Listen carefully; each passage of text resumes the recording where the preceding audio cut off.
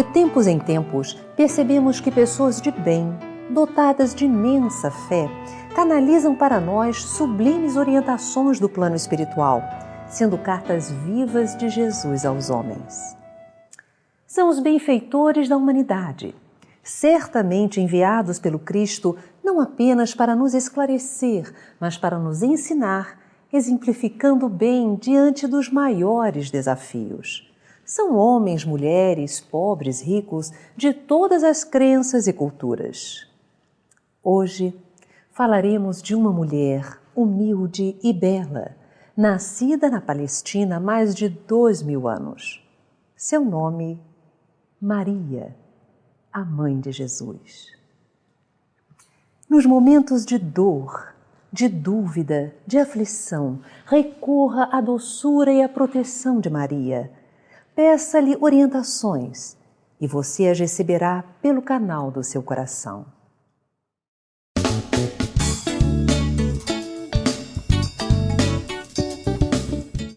Maria de Nazaré, a mãe de Jesus, é amada e admirada pelo mundo cristão. Seu momento de maior sofrimento, a crucificação de Jesus, foi retratado por vários artistas em todas as épocas, sendo uma das obras mais conhecidas de Miguel Ângelo, a Pietà. Os estudos dos evangelhos revelam a sua fé incondicional em Deus e sua maturidade espiritual. Ela era judia, da cidade de Nazaré da Galileia. Aos 3 anos de idade, foi viver no Templo de Jerusalém, de onde saiu para casar-se com José, carpinteiro da cidade de Nazaré. Considerada por muitos a mãe universal da cristandade, depois de Jesus, é o espírito mais conhecido e reverenciado. Para nos falar sobre essa benfeitora da humanidade, está aqui o escritor, psicólogo e pesquisador espírita Jorge Damas. Bom, Jorge, bem-vindo ao nosso programa. É uma alegria, Yasmin, estar aqui com vocês e abraçar os amigos do Despertar Espírita. Jorge, com que idade e em que condições Maria casou com José? Então, Maria saiu do templo, foi para o templo com 3 anos de idade. E como era normal a moça judia, na puberdade, entre os 12 e 15 anos, ela contratava o seu casamento. Nesse período ela estava noiva do carpinteiro José. Aqui um parênteses. Carpinteiro, nós temos que ter uma ideia de colocar a família de Maria e, no caso de José, como pessoas muito pobres, com muita dificuldade financeira. Não, é como um carpinteiro hoje. Aliás, a melhor definição da palavra é construtor. Então, era alguém que tinha determinados recursos. Nós vemos isso, inclusive, nas ofertas feitas no templo, que seria uma espécie de classe média, não alta, mas uma classe média. Sim. Ela, então, sai do templo para casar com, como diz o texto, o justo, o varão José. Certo. Em que condições foi isso? Ela já conhecia José? Então, como que ela veio da Galileia e José era da Galileia, da cidade de Nazaré também, todos eram da tribo de Davi. No judaísmo, a população é dividida por tribos, né? Desde a época do patriarca Jacó. A tribo dos dois era a tribo de Davi. Então eles já eram conhecidos por esta relação. Segundo, eram conhecidos porque eram da mesma cidade de Nazaré. Temos que entender que naquela época Nazaré era muito diminuta, então todos se conheciam, podíamos dizer até que eram aproximadamente parentes, né? Porque viviam na mesma comunidade e ali contratavam o casamento. Sem esquecermos que nesse caso particular, como em todos os casos, quem predomina é o amor, e o amor já é planejado antes de reencarnar. O Evangelho de Lucas ele é todo pautado nas lembranças de Maria, é assim mesmo? Lucas era médico, amigo particular de Paulo de Tarso, né? O médico querido de Paulo. Ele era da Síria, e foi ele que introduziu a palavra cristianismo para um movimento que antigamente era só chamado de a Casa do Caminho. Lucas era também pintor, então ele tinha uma sensibilidade impressionante. Então a forma dele escrever, por ser médico, era bastante técnica. E por ser pintor, artista-pintor, era bastante, podemos dizer assim, rica de dramas, de alegria, de descontração. E Lucas foi pedido por Paulo, a pedido de Paulo, foi escrever então uma biografia de Jesus. Ele dedica essa biografia a Teófilo. Theo é Deus, filho é amigo. Logo, um amigo de Deus que era Paulo de Tarso. Paulo leu essa biografia, que é o Evangelho de Lucas, e gostou tanto que pediu para ele escrever um outro livro, que é o Atos dos Apóstolos, que é a vida dos apóstolos depois que Jesus volta ao plano espiritual. Emmanuel, no livro Paulo e Estevão, narra muito bem esta proposta de Paulo de Tarso e o pedido para que Lucas escrevesse esse trabalho.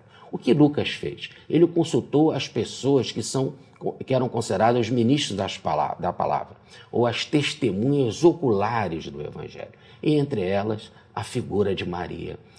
Paulo já tinha conversado com Maria na cidade de Éfeso, e quando leu esta anotação de Lucas, ele ficou contentíssimo, porque era basicamente tudo aquilo que a mãe do Senhor, que ele beijou com tanta sensibilidade a sua mão e disse que ela mais se assemelhava a um anjo vestido de mulher, né? Era perfeitamente tudo o que ele ouviu de Maria que Lucas consubstanciou no seu Evangelho, que diz o grande escritor Ernesto Renan, que é o livro mais belo já escrito na humanidade. Com toda certeza. Mas então vamos nos valer dessas lembranças, dessas recordações de Maria. E eu gostaria de começar pela primeira delas, que é a anunciação da gravidez. Vamos recompor isso. Então, você imagina a mediunidade exuberante de Maria. Um espírito em que quando Gabriel se manifesta, aqui uma explicação, Gabriel é moço, varão, né? El é Deus, então é um mensageiro de Deus. A palavra anjo quer dizer mensageiro. Então, enviado de Deus, que veio na forma de varão, uma forma masculina, nimbado em luz, anunciar a chegada de Jesus às praias planetárias. E como ele saúda Maria, ave cheia de graça. A graça na filosofia de Paulo, e Lucas era amigo de Paulo, então ele se pautou nesta ideia, é a manifestação do Espírito de Deus. Logo, Maria era rica da manifestação do Espírito Divino. Era um Espírito elevado. E ele chega saudando Maria e dizendo que ela seria a mãe do Messias. E ela então indaga, como se dará isso se eu não conheço o varão? Repare que ela era simples, era de uma cidade humilde, vivia para as coisas do templo até esta idade, mas ao mesmo tempo era antenada. Como se dará isso? E aí vem toda a explicação do magnetismo espiritual, da revelação da mediunidade, da revelação da manifestação do plano espiritual para a vinda do governador do planeta, que no caso era Jesus. E o Espírito vai além, dizendo para Maria que ela seria a mãe dele e que ele era o salvador da humanidade, por isso o seu nome, Jesus, que quer dizer aquele que veio salvar, que veio trazer consolo, esclarecimento, a lei divina para nós. Essa revelação Maria guardou no seu coração como silêncio. O que se poderia revelar diante de algo tão nobre? Aliás, a revelação mais extraordinária que alguém já recebeu na Terra. Você vai ser a mãe do Messias, aquele que endireitará o planeta, né? Ou que restaurará o planeta. Então, essa revelação foi tão grande que ela, na sua humildade, não transmite isso para José. José, diante das suas inquietudes, também recebe a visita do anjo. Aí Maria foi paciente, porque só o amor confia. E porque ama, ela tinha certeza de que o alto solucionaria a situação. E José também recebe a visita do mensageiro, no caso do mesmo Gabriel, que diz: recebei Maria em casa, e o nome do menino será Jesus, porque ele veio salvar o mundo e tirar o mundo dos seus pecados. Aqui uma explicação. A palavra pecado não pode ter essa conotação já em desuso, né? A palavra pecado nos Jogos Olímpicos era usada por arco e flecha. Quando a flecha não atingiu o alvo, ela estava em pecado, ou melhor, estava num caminho errado. Então, veja, o que Jesus veio fazer é tirar a humanidade do erro, da falta de esclarecimento e trazer o acerto, que é a lei divina. Dá um foco para a nossa vida. Isso.